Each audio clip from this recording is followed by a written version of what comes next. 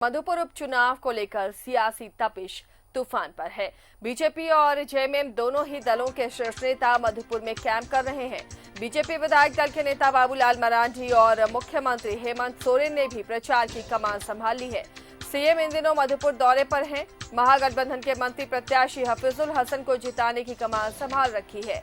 आज सीएम लखनगढ़िया मैदान में चुनावी सभा को संबोधित करेंगे।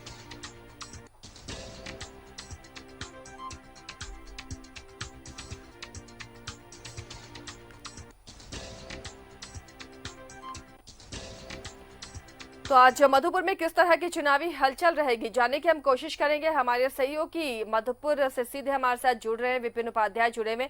विपिन, मधुपुर की सीट ना तो बीजेपी छोड़ना चाह रही है और ना ही गठबंधन, किस तरह की आज चुनावी हलचल नजर आएगी? खुद सीएम भी यहाँ कैंप कर रहे हैं।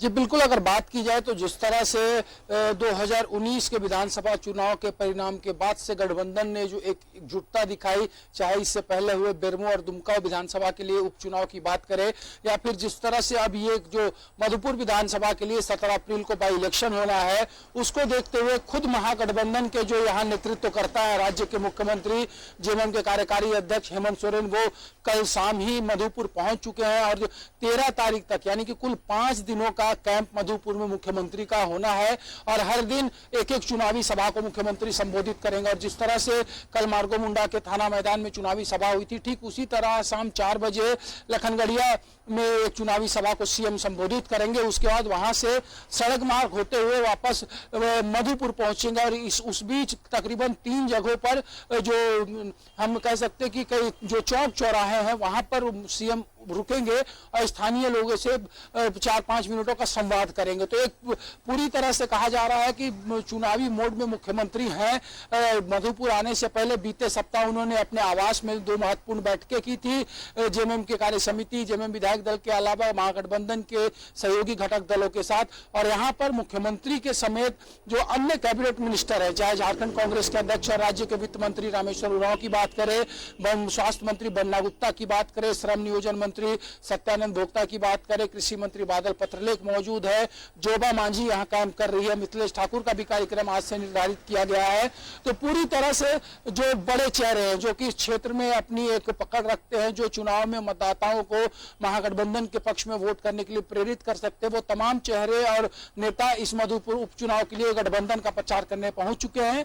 तो वहीं खुद बाबूलाल मरांडी जो बीजेपी की तरफ से यहाँ पर चुनावी अभियान संभाले हुए हैं, उनके साथ भाजपा के स्थानीय सांसद निशिकांत दुबे की बात करें या फिर बीजेपी के तकरीबन 1 दर्जन से ज्यादा विधायकों को यहां जवाबदेही दी गई है कि किस तरह से मधुपुर में बीजेपी को उम्मीदवार गंगा नारायण की जीत को लेकर रणनीति तय की जाए। तो काफी दिलचस्प मुकाबला यहां पर जरूर देखने को मिल रहा है। और जिस तरह से कल चुनावी सभा, जो पहली चुनावी सभा थी मुख्यमंत्री की, और जिस अटैकिंग तेवर में मुख्यमंत्री वहां पर दिखे थे, उन्होंने कहा था कि जब वो रांची में थे तो कई तरह की बातें मधुपुर के लिए कही जा रही थी, इसलिए वो तमाम चीजों का आकलन करने के लिए आप खुद से पहुंचे हैं और देखना चाहते हैं कि कौन कितना यहाँ पर दम लगा सकता है। उन्होंने स्पष्ट तौर पर कई प्रमुख बातों का भी उल्लेख कल किया था कि जो अभी बीजेपी के सिंबल पर चुनाव लड़ रहे हैं, उनसे ये पूछना चाहिए कि जब लॉकडाउन था और जब मधुपुर के जो मजदूर थे वो गोवा में फंसे थे, तो उन्होंने उन्हें वापस लाने के लिए क्या कुछ कदम उठाए। तो पूरी तरीके से राजनीतिक समीकरण को साधने की कवायद में सीएम एक तरफ गठबंधन की तरफ से जुटे हैं, तो दूसरी तरफ से बाबूलाल के नेतृत्व में बीजेपी के तमाम जो बड़े चेहरे हैं वो भी मधुपुर में कैंप कर रहे हैं। तो दोनों तरफ से चुनावी प्रचार पूरे चरम पर है, शबाब पर है। आज भी कई सभाएं हैं। जनता का मिजाज लगातार, विपिन, आप लोग वहां पर घूम रहे हैं, जनता का रुझान किस ओर है? क्या वहां की जनता चाह रही है?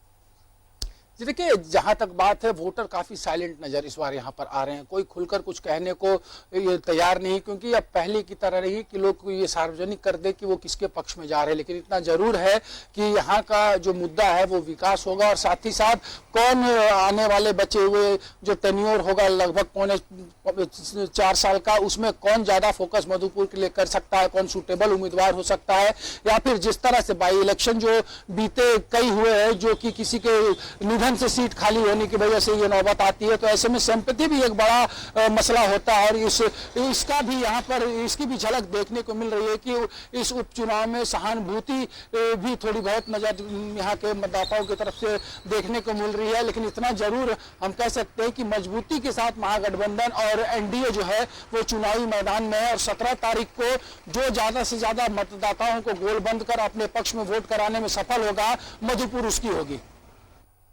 चलिए, शुक्रिया विपिन इस तमाम जानकारी के लिए। तो चुनावी तपिश नजर आ रही है मधुपुर में, तापमान की गर्मी के साथ ही यहाँ चुनावी गर्मी भी नजर आ रही है, चुनावी हलचल भी नजर आ रही है। दोनों ही खेमे अपने अपनी जीत के दावे कर रहे हैं और दोनों तरफ से तैयारियां पुख्ता नजर आ रही हैं।